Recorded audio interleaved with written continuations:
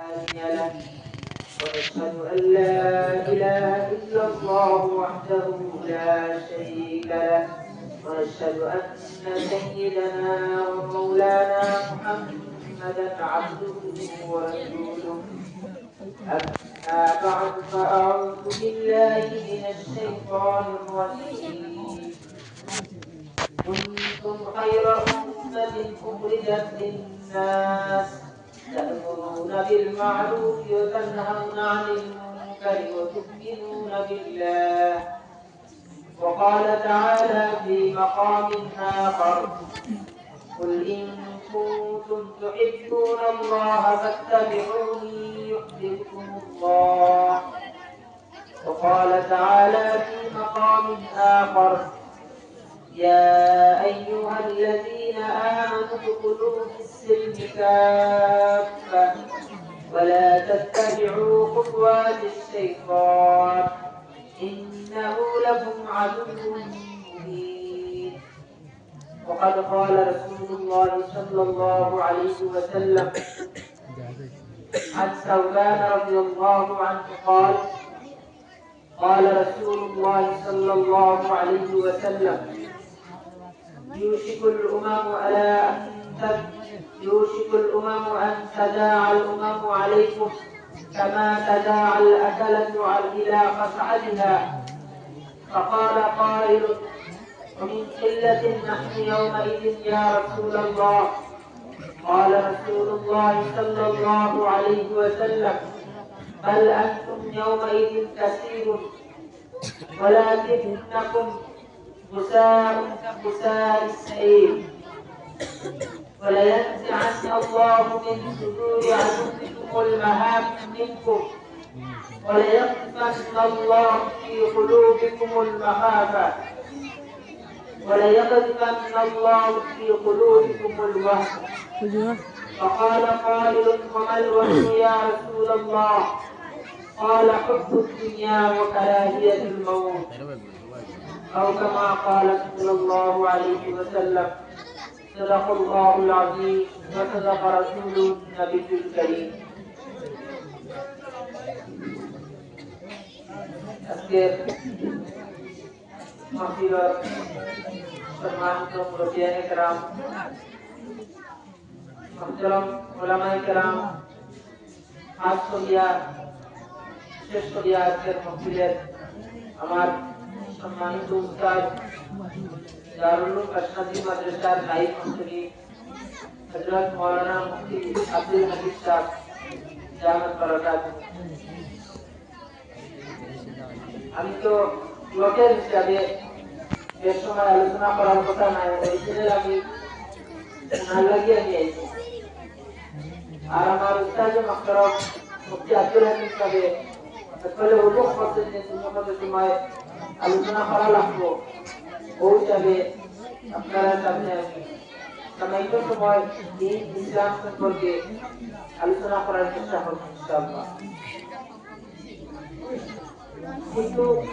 একটা রিকোয়েস্ট হইল গিয়া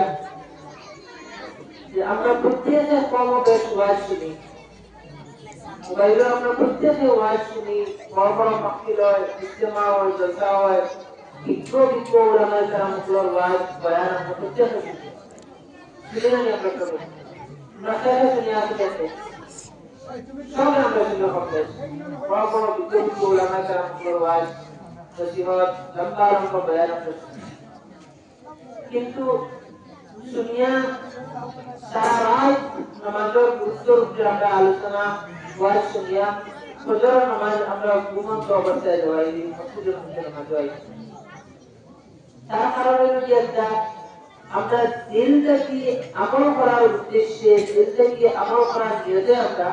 ওয়াজ করে শুনি না। আমলের নিয়তে আমরা জলসাগুলা, উলামায়ে কেরামগুলোর আলোচনা,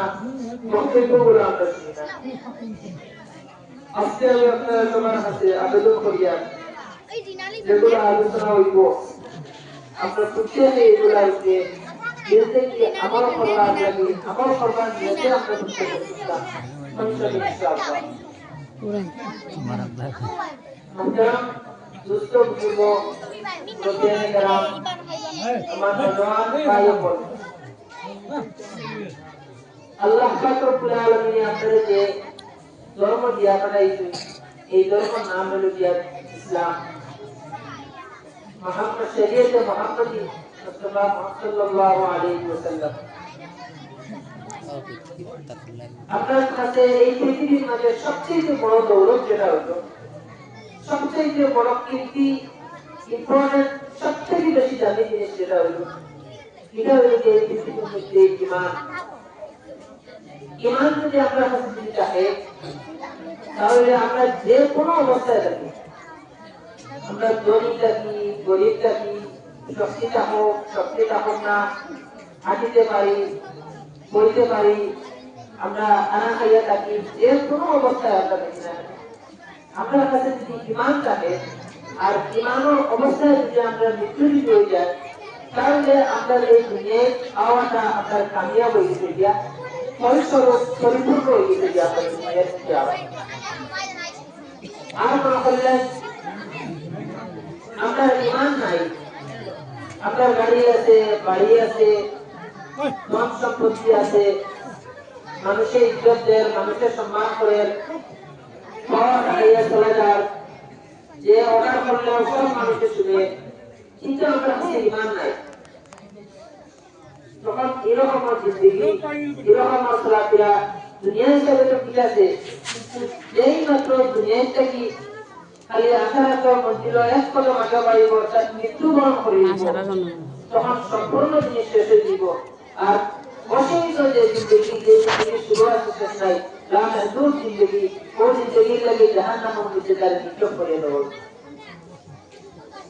কিন্তু যদি ঈমান যদি থাকে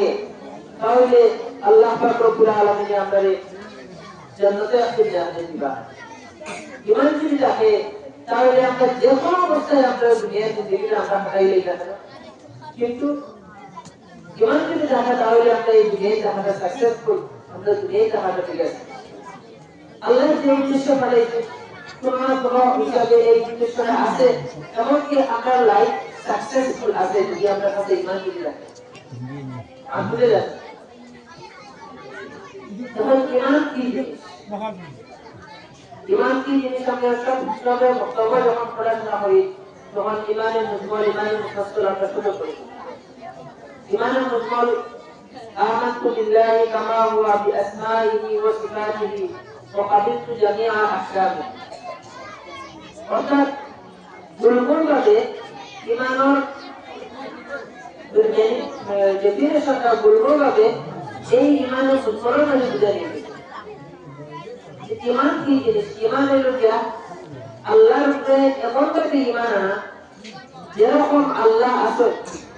আমানতু বিল্লাহি কামা হুয়া আমি আল্লাহর উপরে এমন ভাবে ঈমান আনলাম কামা হুয়া যেরকম আল্লাহ আছে কিরকম আছে যে আসমাইহি ওয়া সিফাতিহি আল্লাহ তার নাম এবং তার সিফাতি নামগুলোর সহিত যেরকম আছে সেরকম আমি আমার আল্লাহর উপরে ঈমান আনলাম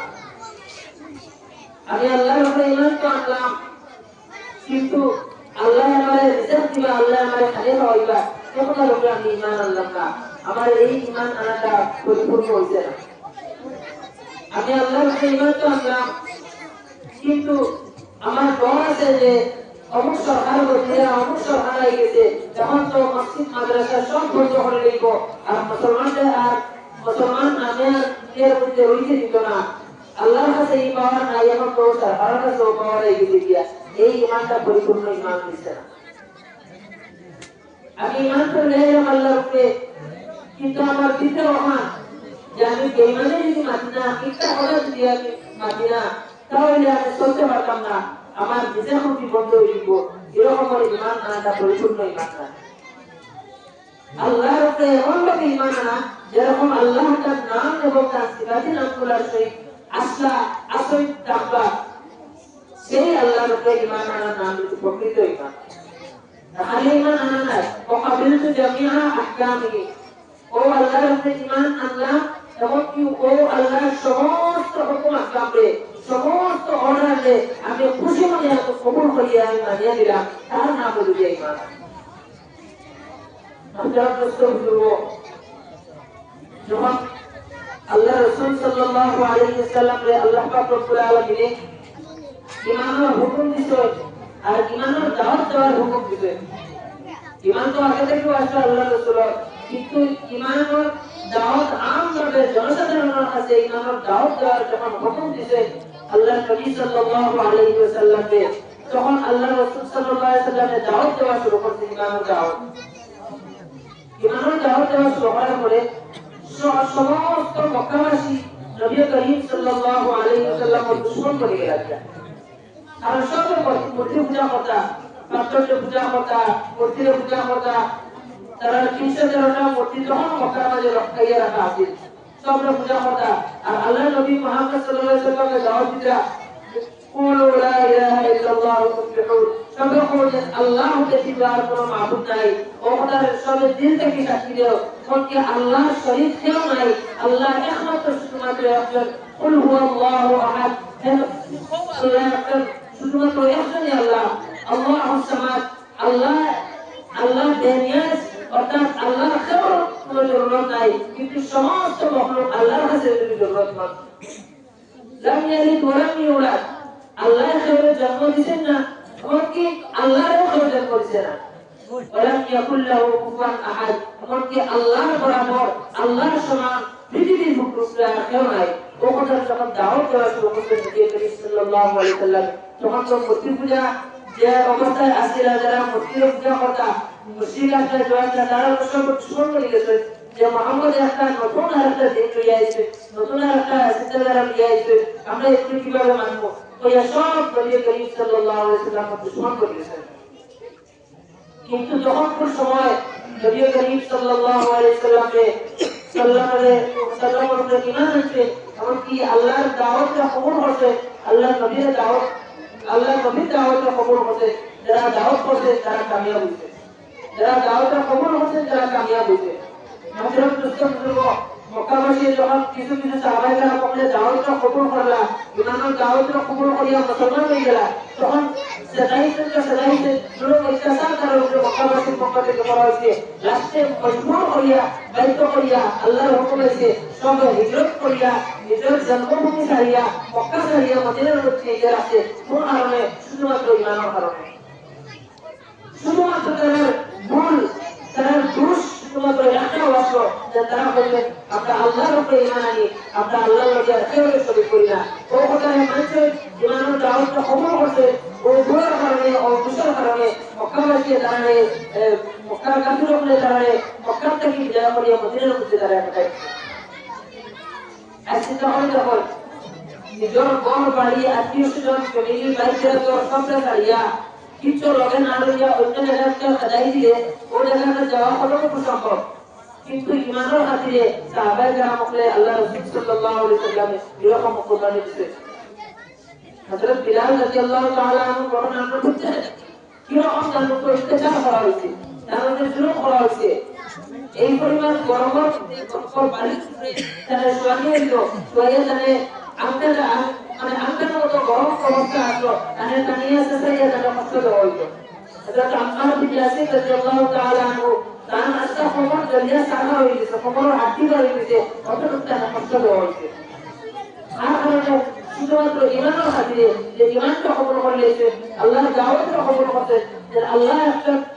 সবচেয়ে পাওয়ারফুল শব্দ, খাওয়ানোওয়ালা শব্দ, বাঁচানোওয়ালা এটাকে আল্লাহ, আর আল্লাহর লোকে আর কেউ শরীক করতাম না, শুধুমাত্র আল্লাহর ইবাদত করবো, আল্লাহ ব্যতীত আর কারো আমরা ইবাদত করতাম না। মুহতারাম দোস্ত বুজুর্গ, ইমানের দাওয়াত পাওয়ার পরে আল্লাহ রাসূল সাল্লাল্লাহু আলাইহি ওয়াসাল্লামে আস্তে আস্তে ইমান আর ইসলামের কাছে বানা শুরু হয়েছে। নবী করিম সাল্লাল্লাহু আলাইহি ওয়াসাল্লামে ফরমাইছে, বুনিয়াল ইসলামু আলা খামস, শাহাদাতি আল্লা ইলাহা ইল্লাল্লাহ ওয়া আন্না মুহাম্মাদার রাসূলুল্লাহ ওয়া ইকামিস সালাহ ওয়া ইতাইজ যাকাত ওয়াল হজ ওয়া সাওম রমাদান। যেরকম আমরা কোন একটা ঘর বানাইতে সময় সাইডটা খুঁটি থাকে, ঘর মেইন খুঁটি, মানে সাইডটা খুঁটি যদি জানা যে ঘর বন্ধও না, ঘর হারাইয়া ঠিকই তো না যে সাইডটা খুঁটি। ওরকম ইসলামের হইল 5টা মূল খুঁটি আছে। এই 5টা মূল খুঁটি যদি কোনো ব্যক্তি যদি আপনার না, কোনো ব্যক্তি রাখে না, যদি তাহলে তারা মুসলমান এবং মুমিন হিসেবে তারা গণ্য করা উচিত না। প্রথম হইল গিয়া যেটা কথা বলছি কালিমা লা ইলাহা ইল্লাল্লাহ ওয়া আন্না মুহাম্মাদার রাসূলুল্লাহ, যে আল্লাহ ব্যতীত আর কোনো মাবুদ নাই আর মুহাম্মদ সাল্লাল্লাহু আলাইহি সাল্লাম আল্লাহর বান্দা এবং আল্লাহর রাসূল, এই কথার দিলকে কি সাক্ষী দেওয়া এমনকি জবান দ্বারা প্রকাশ করে এই কথা মানা যে আল্লাহ একজন আর মুহাম্মদ সাল্লাল্লাহু আলাইহি সাল্লাম আল্লাহর আখেরি নবী। এরপরে দুই নম্বর কুটি হইল গিয়া নামাজ আদায় করা, ওই ইকামাতুস সালাত নামাজ কায়েম করা। যখন নামাজ পড়া হইল গিয়া আর নামাজ কায়েম করা হইল গিয়া লড়াইয়ের বেশ সমান। নামাজ পড়া হইল গিয়া আমার এখন সুবিধা আছে, আপন তোমার ভালো আছে, মসজিদ আরো আছে, আজান হয়ে গেছে গিয়া নামাজ পড়িলাম। আর নামাজ কায়েম করা দিতা এমন অবস্থায় আছি এখন তো নামাজ পড়াইতে হইলে আমার ঠান্ডার মাঝে উৎসব করা লাগবো, এরপরে মুসাল্লা দোকানে লাগবো, আমি বড় নাই এমন অবস্থা আর কি নামাজ আদায় করা অত্যন্ত কঠিন হইয়া দাঁড়াইছে। ওরকম অবস্থা কোনো অবস্থায় নামাজটা ছাড়িত না কেউ, অর্থাৎ যত সময় হুঁশ আছে তত সময় নামাজের কোনো অবস্থায় ত্যাগ করতে পারতো না, তার নাম হইল গিয়া নামাজ কায়েম করা। হুঁশ আছে নামাজ আছে, হুঁশ নাই নামাজ নাই, বুঝতে পারা তো কিছু দেখা কোথাও নাই, কিন্তু যত সময় হুঁশ আছে তত সময় নামাজ থাকতো। কোরআনে কারীমের মধ্যে যতবার নামাজের বিষয় আইছে 30 বার নামাজ পড়ার উল্লেখ আইছে, কিন্তু 100 টাকা বেশিবার নামাজ কায়েম করার কথা আইছে।